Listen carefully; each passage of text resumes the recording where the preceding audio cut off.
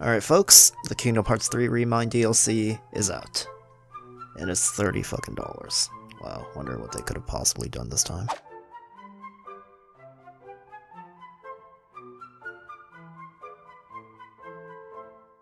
Can't believe they put my ex in this game.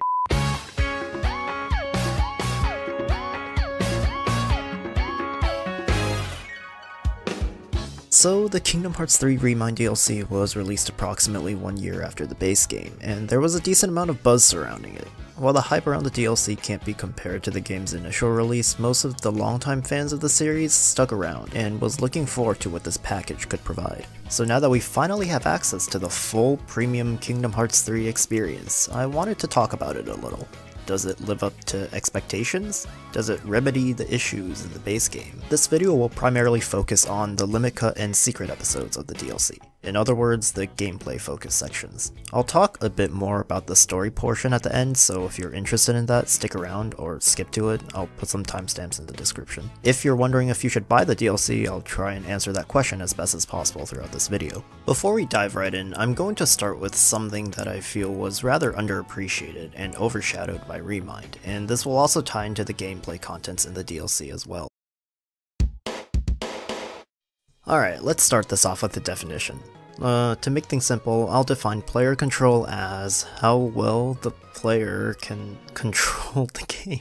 No shit, Sherlock. In a real-time fast-paced action game, the first thing that comes to mind would be stuff like movement and responsiveness. Does the in-game character do what the player tells them to do?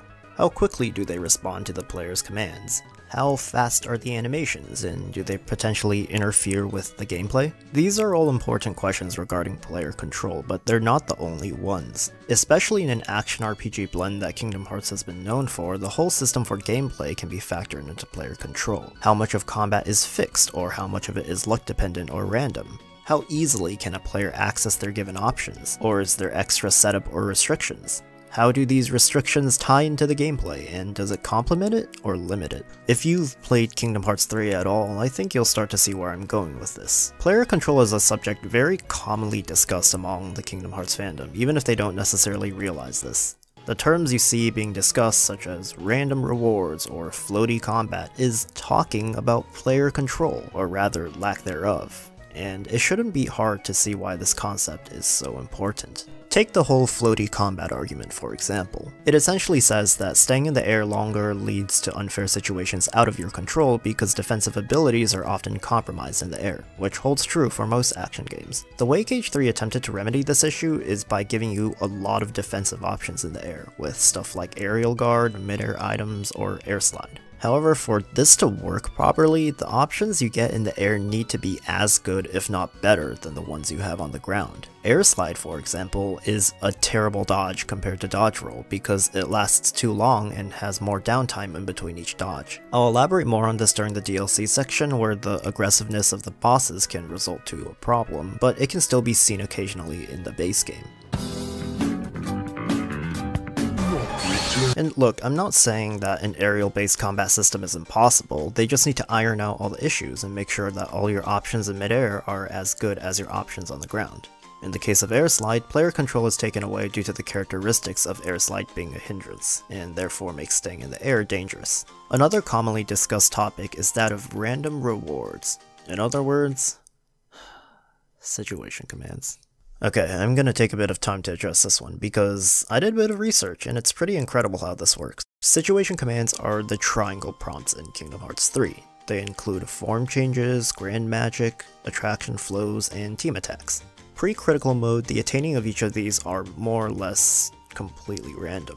Certain attraction flows appear on certain fights consistently, and team attacks do actually have a way of measuring when they'll be triggered, but just look, it's random, okay? It's random. Form changes in Grand Magic pre-critical mode was never truly consistent, and after the Ultimania came out, we found out why. Here's a quick rundown of how these situation commands actually appear.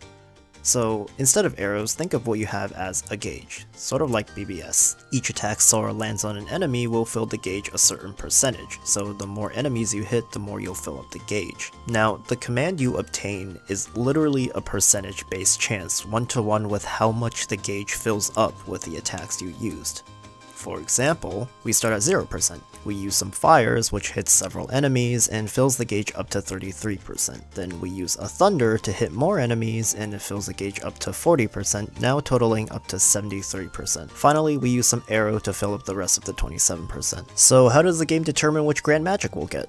Well, it's simple. We have a 33% chance of getting Forze, 40% chance of getting Thundaza, and 27% chance of getting Erosa. Each of these are independent percentages based on what magic you use to fill up the gauge. There's a bit more to this, like how accessories affect the percentages, but I'll save you the details. The point is that the system is literally random. It is calculated through a luck-based percentage.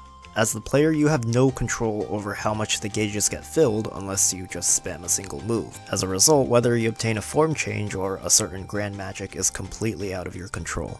To make things even more ridiculous, apparently the chance of getting a form change, debatably the most emphasized mechanic in Cage 3's marketing, is reduced by 25% for each grand magic you get.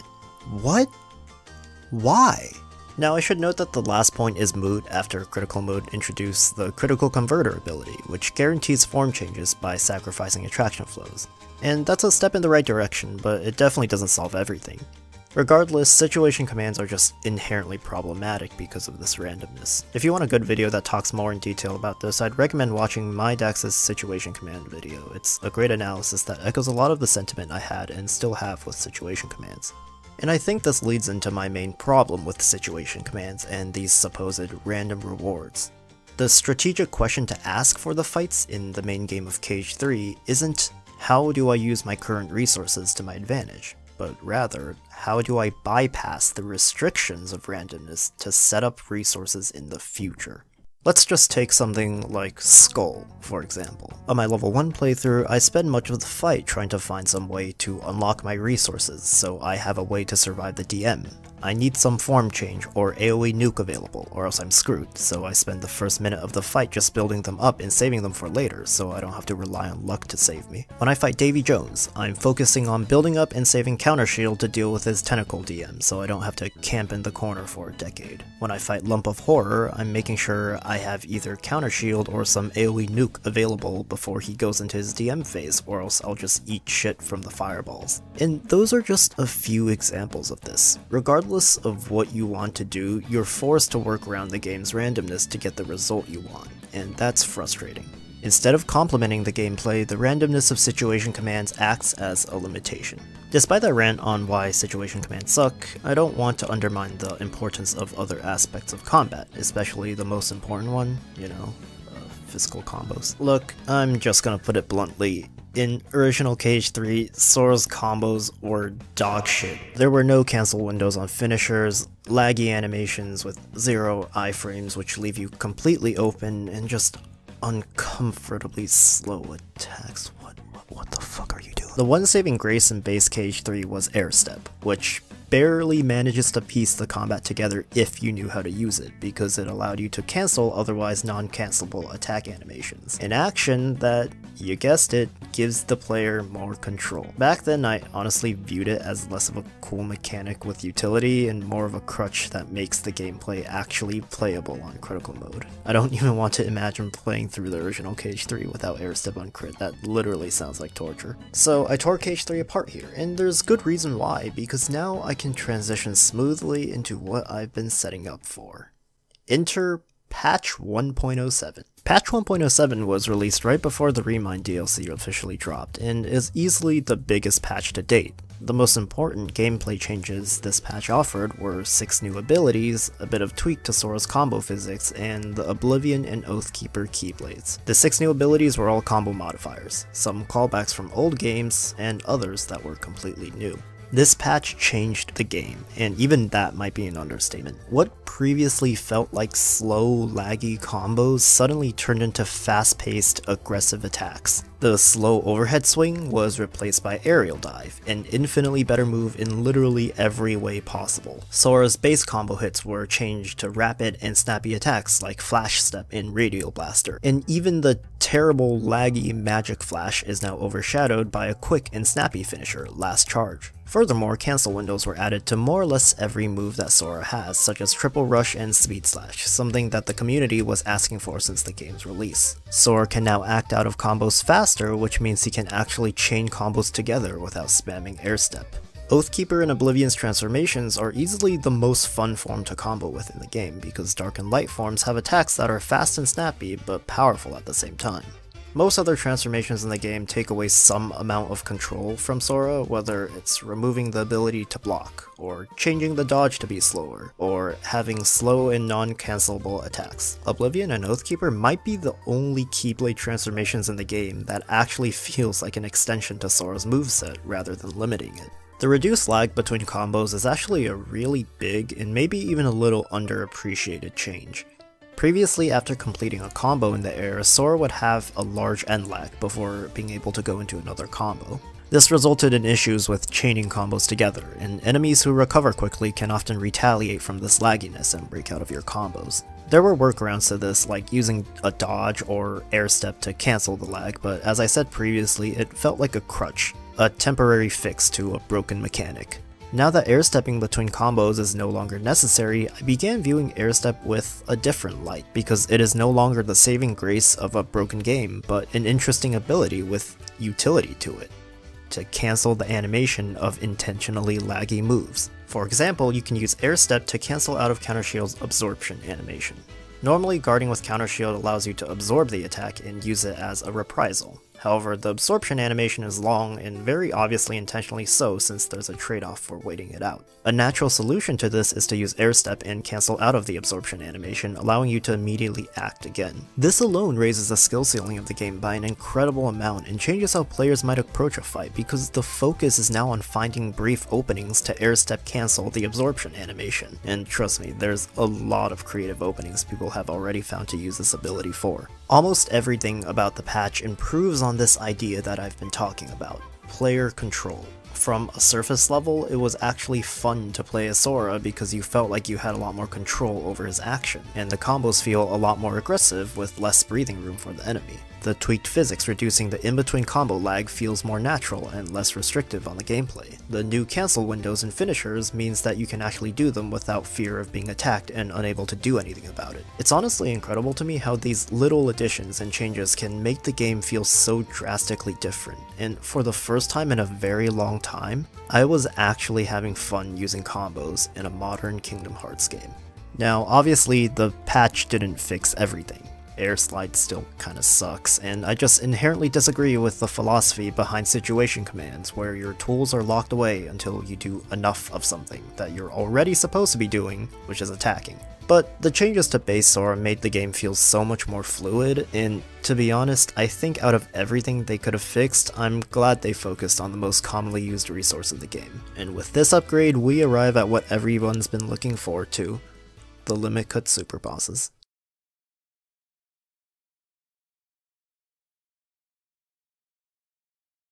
The Limit Cut episode takes place immediately after the ending of ReMind, as you find yourself in a data recreation of the Garden of Assemblage from Kingdom Hearts 2.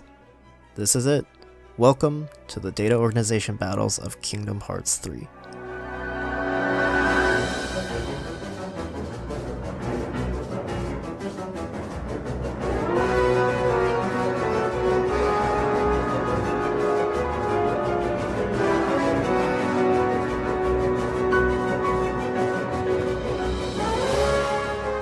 For over a decade, Kingdom Hearts games have been deprived of good, challenging boss fights, from their lack of consistencies to their restrictive design choices to the most basic concepts such as openings and stagger. It's been far too long since I have fought a Kingdom Hearts boss and felt a true sense of accomplishment after winning.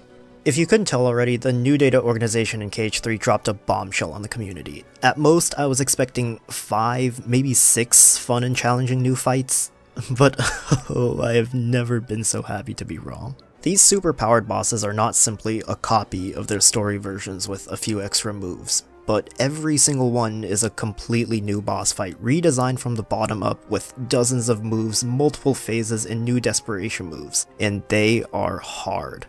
I don't think I'm exaggerating when I say that these fights truly push the combat system of Kingdom Hearts 3 to its very limit. While KH3's system doesn't offer a lot in its variety to approach battles, what it does excel at is how flexible base Sora's combos can be. Helped drastically by patch 1.07 improving combo flow and speed, Sora is able to cancel out of any part of his combos with a dodge or a guard. Furthermore, Sora is able to reprisal an attack and instantaneously cancel out of the reprisal's ending lag into another guard or dodge. These may seem like simple ideas, but they share one important thing in common. They give you, the player, more control over your character. And thus the skill ceiling for these fights are insane. Most of the data organization battles are fast and hectic without a room to breathe, but most of all, they're just really cool. Xemnas has probably one of my favorite desperation moves of all time. He envelops the entire arena in darkness and throws you around with his vines while relentlessly attacking you, then proceeds to use Laser Dome from Kingdom Hearts 2. Dark Riku is the exemplification of chaotic attacks with little breathing room. Young Xehanort has probably the most anime-esque punish I've ever seen from Kingdom Hearts. And Master Xehanort finally gets the boss treatment he deserved at the end of KH3, with an awesome OST remix, his own Keyblade transformation attacks, and, Beyblades? Like, what are these things? These data battles are a love letter to all of the Kingdom Hearts fans. For the longtime fans, each boss has callbacks to their old moves from previous games and a completely reorchestrated dynamic OST specifically for their fight. For the more hardcore gameplay-oriented fans, these fights are well designed with proper stagger, consistent openings, and actually telegraphed moves. For the most part. Vanitas. Small mechanical details were also added as a nod to previous games' boss fights and strategies. I want to spend a second to talk about this because I think it's way too coincidental to be a fluke, so there's probably some sort of intention behind it. In Kingdom Hearts 2, there was a commonly used strategy by high-level players against Data Syx. After his DM, casting a blizzard at him will force him to charge at you instead of immediately going to another one. It's a way to force him out of Berserk phase. It seems to me that KH3's developers actually saw high-level players performing that strategy and took it to KH3 as an actual mechanic, because as the hint suggests, Blizzard forces Data Syx out of his Berserk phase while he's charging, just like in KH2. You can see the same influence here with Marluxia. In KH2, a common strategy for Data Marluxia is to use fire in the center when he teleports to cast pools. In Kingdom Hearts 3, using fire on Marluxia when he goes into his armor phase automatically disables the armor and forces an opening. Why would they arbitrarily give Syx a weakness to Blizzard during his charge, or Marluxia a weakness to fire during his armor otherwise? These opponents aren't known for being weak to these elements specifically, after all. The only conclusion I can make is that the game devs for KH3 actually took some influence from 2FM strategies that many high-level players have developed over the years. And something about that makes me really happy, even if it's not necessarily true. It's my own little headcanon. For the base game of KH3, Osaka team had a confusing and unfocused design philosophy. It seemed like they wanted to appeal to new players, but were also acutely aware of the fact that Kingdom Hearts 3 was not a game meant for someone new to the franchise. With these data battles, it seems that philosophy has changed. They've shifted their focus onto the longtime fans and did everything in their power to appeal to them. And I've gotta say, as a longtime fan, it worked. It definitely worked. Now, I've been praising these fights to no end, but I do have a few minor nitpicks that I feel is only fair to address. I briefly mentioned floaty combat, or more specifically, air slide, as an issue with KH3 previously, and I think that still stands true for a few of these data battles. In this clip, I punish Master Xehanort in the air, but Sora lingers in the air for too long and he begins his big cannon lasers attack before I'm able to land. In this situation, I literally cannot do anything. His cannons are unguardable and air slide is too slow to consecutively dodge his 4 lasers here, so the only thing I do is eat shit. Obviously, there's countermeasures to this. Just don't punish him that high in the air, or stop before hitting his revenge value. However, the point is that I have to work around the game's broken mechanics to get the result I want, and that's frustrating because this entire issue is a byproduct of the game taking away how much control I have over Sora. It's not a huge issue, but I find myself wanting to stay on the ground for a lot of these aggressive bosses with unblockable attacks, but Sora, he just doesn't want to, man. Master Xehanort and Xigbar are the only bosses I've experienced this issue with, and it's far worse in the story with Armored Xehanort and the Keyblade Graveyard fights, but it's still there. Because of how these two hang around in the air a lot, if you stagger them into a wall, they wall bounce and recover almost instantaneously. It's kind of frustrating sometimes because it's actually impossible to chain stuff like Dark Form combos on Xehanort. If this happens, they just teleport away due to the end lag of the finisher, which is supposed to stagger them for a long time, but it doesn't. So once again, not a huge deal, but I thought it'd be fair to point out. Guard can still fail, but it seems like Xion is the only data fight with this problem, at least in my experience. It's kind of frustrating, but there are reasonable workarounds, so like the other problems so far, it's really not that big of a deal. I think the biggest personal nitpick I have with these fights though is their linearity. I notice I tend to dislike the more linear fights, and it seems that around half of the data battles in KH3 are more or less completely scripted, at least based off of my experiences. Examples of these are Master Xehanort, Xion, Saïx, Larxene, and a couple more I'm not completely sure of, like Ansem, Xigbar, and Vanitas. These fights would follow the exact same pattern every single time. Sometimes you can stop an attack if they allow you to punish in the middle of it, but after they recover, they'll simply move on to their next scripted moves. As an example, let's look at Master Xehanort. He will always begin the fight with meteors, then he throws his Keyblade at you. Then he starts his Enlighten Me attack, which loops until you stagger him, then he uses his 3 lasers, then he does his Keyblade swings, and then starts his projectile combo, which is always the exact same each time. 2 projectiles, then 3 more, and then he's open on the 4th. Then he'll swing at you again, throw a projectile at you, and then attack you while firing a laser. After that, he will throw his Keyblade at you again, then fire his big cannon lasers, and this would go on. If at any point you lower his HP to his DM threshold, he DMs and then goes on to second phase, which is also similarly scripted. Eventually you get so good at the beginning that you can do it more or less with your eyes closed, and that's when the fight becomes a bit boring for me.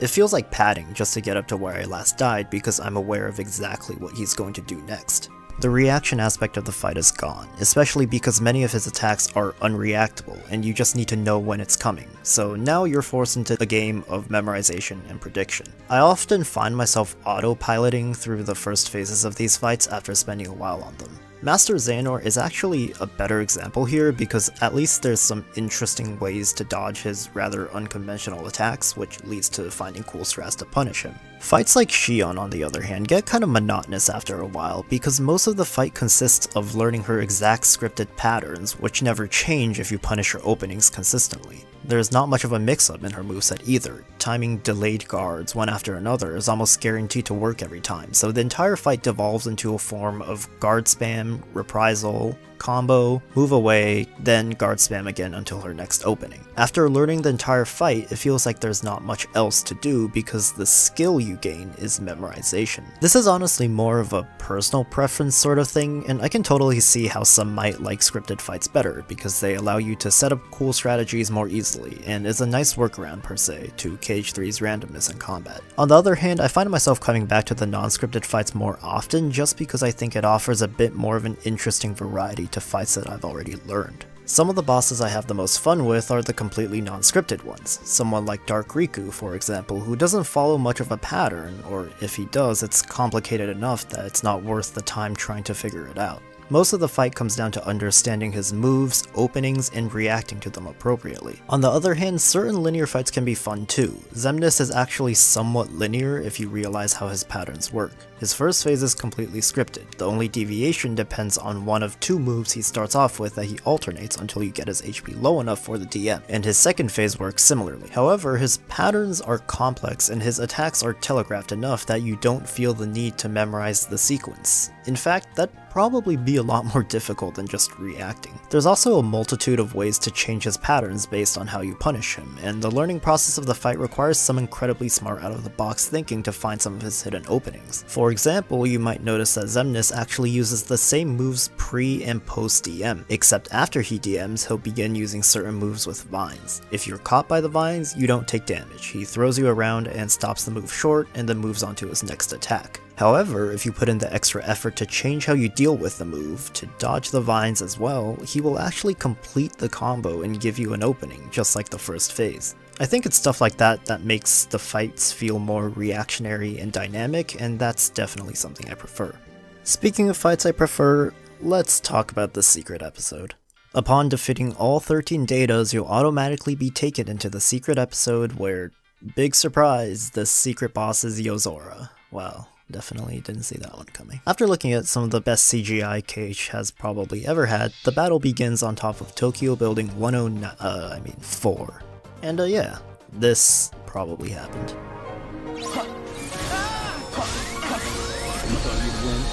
Yozora is easily one of the coolest bosses I've ever fought in all of Kingdom Hearts. It blows my mind that the same team that made this boss also made this guy. Like, what?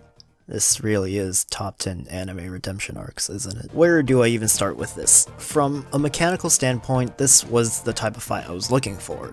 Unlike the data battles, Yozora is completely unscripted as far as I can tell. He has several moves that he can start off with, and the move he chooses to use next is pretty much completely random, with a few exceptions, but I won't bother getting into that. Complemented with this randomness though are how well his moves are telegraphed once you learn his patterns. Everything about the fight is completely reactable, so there's actual replay value in it, because the reaction and improvisation aspect of the fight remains. Generally in Kingdom Hearts games, many secret bosses have some sort of gimmick attack. In KH1 and 2, Sephiroth can reduce your HP to 1 and MP to 0 instantly. In KH2, Lingering Will can seal your magic and combos. In Birth by Sleep, you eat shit for trying anything. Yozora's no different, except they've completely innovated the gimmick attacks, implementing some of the most brutal ideas we've ever seen. He can steal your Keyblade, leaving you completely defenseless. He can absorb your health, your items, and even your Kupo coin, which he'll literally use to revive himself with half health should you beat him after he's stolen one. They weren't kidding when they said that the secret boss of KH3 would make players cry, because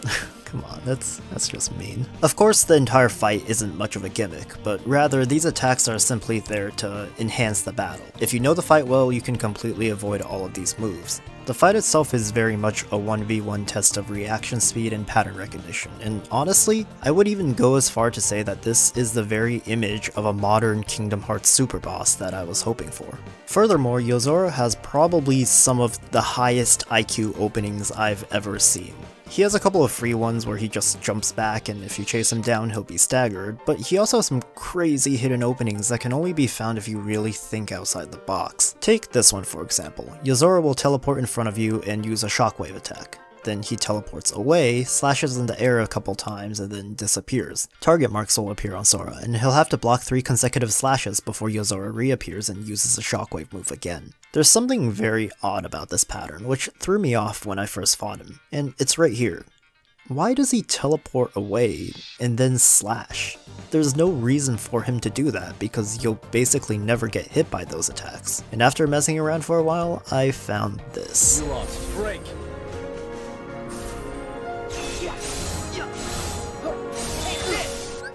This was honestly one of the biggest mind-blown moments I've ever had playing this game, and it makes so much sense in retrospect. He slashes to pinpoint the location he'll return after the target attacks, so if you reprisal directly into that position, you stagger him. Now, if you apply this line of logic even further, you can arrive to the conclusion that the moment before his shockwave move is always going to be an opening. So the next time you know he'll use his shockwave move, you can time something like a thunder to catch him, and boom, you staggered him before he even started doing the attack and got a free opening. That was just one example of the types of opening this guy has. During his item absorbing move, you can target switch to his gun, which has a small health bar that you can disable and instantly stagger him out of the attack. During his pyramid move, you might notice that he stays inside the pyramid for a split second before attacking you. At first this will seem like bait to discourage guard spam, but then you also realize that this can be used to your advantage. Some sort of AoE piercing attack, like Thunder or a form change, will actually stagger him out of the pyramid, giving you a free opening. Even the small stuff, like the openings during his DM, is really cool. You might recognize that you can get an opening during the DM because he uses a similar move normally, where he teleports a sword behind you, and if you block that attack he gets staggered. So similarly in the DM, blocking the sword that appears behind you staggers him and allows you to get a free punish. Overall, I can't reiterate enough how well all of these super bosses were made. Mechanically, the bosses have so many hidden openings that even months after the DLC has been released, there are still new openings being discovered every day. There are insane combos and juggles people have found with well-timed counters and reprisals, and even the counter shield air step tech that I previously mentioned can be used everywhere in these fights, making for some of the coolest strats from KH3 I've ever seen. Many of these bosses were designed in such a way that encourages you to learn their patterns because they have mix-ups that purposely punish guard or dodge roll spam. It's so obvious that Osaka Team had created these fights with KH3's combat system in mind. The emphasis is on using the cool mechanics that have a degree of depth to them, focusing on Sora's combos and magic, and I guess there's shot locks too, but don't worry about that one. The other mechanics that acted as boring giant AoE nukes were trivialized. Team attacks are gone because these are all solo Sora fights, attraction flows don't appear in these battles, and links were nerfed to hell against these bosses because of their defense armor when they aren't staggered. Some people might see this as a downside because they're eliminating quote-unquote options, but notice that the options they eliminated were quite frankly the most boring ones. The free damage cutscenes, the mash one button to kill everything attack. The issue I mentioned previously with player control and situation commands are no longer a huge concern, because the main method of combat is on something that you actually do have a decent amount of control over. Instead of trying to balance everything, they decided to focus on what the system does best, and eliminate the remaining options. And you know what? I respect that decision. Alright, now it's time to answer the question that no one will stop asking. Kingdom Hearts 2 Super Bosses, or Kingdom Hearts 3's? Previously, this wouldn't have been a contest at all. Dark Inferno was a tragedy compared to the data battles of 2FM. Now, it actually becomes a bit more of a debate that I quite frankly can't give a complete answer to easily. In my opinion, there's actually a problem with the question itself. It's very difficult to determine which one's better because the two games are just so different. Kingdom Hearts 2 has a combat system built around player options and variety. You have drives, summons, limits, magic, not to mention all sorts of combo modifiers, and that sort of player-based experimental system is something I've grown to appreciate a lot over the years. What keeps certain data battles fun in Kingdom Hearts 2 is the amount of ways you can choose to approach them, because the system itself naturally lends to experimentation. Kingdom Hearts 3 is different. The options you're given in this game don't have a lot of variety to them. All magics serve a similar purpose of doing damage, with maybe except water for very occasional iframe uses, but even that's debatable. And everything else you have amounts down to giant AoE nukes without much depth or combat flow potential. Even though KH3's data org gave certain bosses and moves weaknesses to spells, their uses are niche, in the sense that it's a specifically designed option for that one boss or that one attack. And don't get me wrong, it's really cool to find these things, but it's definitely more of an illusion of player-based experimental depth than any real depth. The actual mechanics with depth are what I mentioned before, guard reprisal combos and dodge or guard animation cancelling. It's peculiar when you think of it like this, but it's also really impressive because if we were talking about boss design as a whole, Kingdom Hearts 3 wins by a landslide. As much as I love Kingdom Hearts 2, I can't deny that certain super bosses have design choices that make me question what the devs were thinking when they made them. Zexian's book world is completely garbage, with attacks that can snipe you off screen. Vexen's data gauge and anti-Sora mechanic is dumb and not fun because it forces you to play a game of keep away. Demex's water clones are quite boring, and even Lingering Will's bike phase can be totally asinine to deal with because of how unfair it can be. What makes a lot of these things work in KH2 is that its combat system lends to a lot of options and ways to approach these fights, so many strats can be developed to cheese the unfair or poorly designed sections. Skip Book World with Final Form Firaga, or cheese it with a limit. Skip Vexen's anti-Sora by destroying him with Wisdom or Final Form Firaga. Obliterate Demex's clones with Wisdom Firaga, Magnet Splash, or Duck Flare. Deal with Lingering Will's lasers in Bike Phase by summoning Stitch to block the projectiles. You get the idea. Kingdom Hearts 3 just doesn't have this liberty, so if any bosses were designed with unfair mechanics like some of KH2's fights, it wouldn't have a good workaround. So it needed well-designed bosses. And I gotta say, for the most part, that seems true. No bosses have a particularly unfair attack or mechanic that can't be predicted or reacted to, except maybe Vanitas, and all of their attacks have reasonable counters to them. The way I see it, Kingdom Hearts 3 has the more polished boss fights with better boss design. but I also love KH2's combat system and the amount of experimentation it encourages. On the best 2FM fights like Larxene, Lexaeus, Marluxia, and non-bike phase Lingering Will, the amount of options and depth behind how you approach these fights are limitless, and that's where KH2's combat shines the most. Kingdom Hearts 3 will never have these types of fights. There's a very vague distinction that I view these two games' bosses at, and I'll try and explain it. In KH3, you find openings. In KH2, you create openings. Yozora won't stagger after the Keyblade Steel move even though he stands there because that's just not a programmed opening. He will, however, stagger if you attack after his laser combo because that opening is programmed. Comparatively, KH2 super bosses focus more on the mindset of creating openings. How do you create an opening on Marluxia? You use fire in the center, or time a slapshot before he casts pools to hit him in his brief moment of vulnerability. Similarly, you can create openings on Xaldin's windshield if you can somehow bypass it, so both learn and something like Duck Flare for iframes work. You can create openings on Larxene's lightning combo if you can hit her between ones, so whether you used a well-timed dodge or a strategic reflect placement is up to you. I think part of this very vague distinction comes from how many options KH2 offers, leading to the whole mentality of using your options to create openings. Furthermore, KH3's bosses have a defensive armor when they aren't staggered, so it feels more pre-programmed in a sense. Either they can be hit or they can't, and that's dictated by the way they're designed. It feels stricter and offers a lot less experimentation in this aspect, but it's something that works well for balancing the combat system of the game, so I understand the design philosophy behind it. It's not really a criticism, it's just different. The point is, there isn't one that's inherently better than another, and a lot of this definitely comes down to personal preference. So, after dancing around the answer for a while, which one do I actually prefer? Well, I love both a lot, and think each of them have their own merits. KH2 might still have the slight edge for me, but even then, I can't deny that nostalgia and personal bias plays a role in that opinion. After all is said and done though, the fact that KH3 super bosses actually made me consider changing this stance for even a second should say a lot about how great they are. At the very least, this should dispel the notion that everyone who disliked base KH3 just wanted a copy of 2FM. Kingdom Hearts 3 did its own thing in the DLC, it was amazing, and I couldn't be happier for the future of the series. I didn't go at all into the ReMind story portion in this video, so I figured this might as well be a good place to put it because I don't have as much to say on it. While ReMind added a lot of context to the ending of KH3, I also think it shines some light on what the story of this game could have potentially been. Firstly, Kairi did get her chance to shine as her own playable character, but the new ending with more context just makes me wish she played a bigger role in the first place. Why not have her go on the adventure with Sora through the Disney worlds, where she could have grown on us as a character? Why not give her a more quirky, relatable personality, like how she would sometimes tease Sora in KH1?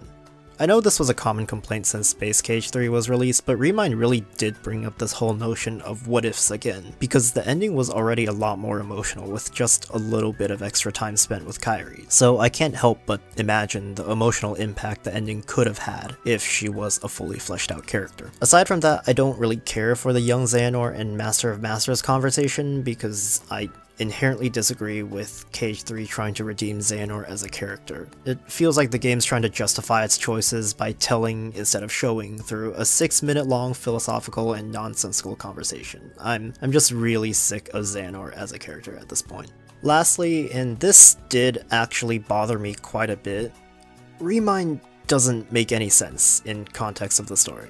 Now, confusing things aren't anything new for Kingdom Hearts, but I want to address this one briefly because of just how convoluted it is. Alright, prepare yourselves, here we go. In ReMind, Sora goes back in time after defeating Xehanort to save Kairi using the power of waking.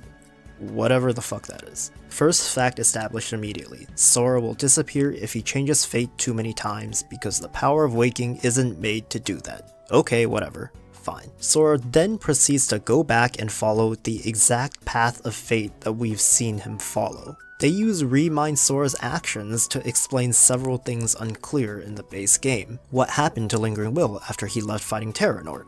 ReMind Sora interfered and helped. How did Roxas come back? Because ReMind Sora unlocked the container his heart was trapped in. What happened to the Guardians when Sora fought Xehanort? How did Mickey have that last ounce of strength to repel them? How did the Guardians get to Skaled Kylam after past Sora defeats Xehanort? all because ReMind Sora interferes. Doesn't this mean that Sora's actions didn't change fate because everything that occurred had already occurred? According to ReMind, none of these events we witnessed in the main game of KH3 would have been possible if ReMind Sora had not interfered. This means that Kairi was already saved by the end of KH3 due to the actions of future ReMind Sora, and Sora therefore didn't break a nature's taboo because he never altered fate in the first place. What the fuck am I even saying? Look, it doesn't make any sense, alright? There's either something I'm completely missing, or maybe this entire time travel power of waking bullshit is just dumb. Yeah, the latter sounds about right. In terms of other ReMind content, let's just quickly go through them lightning round.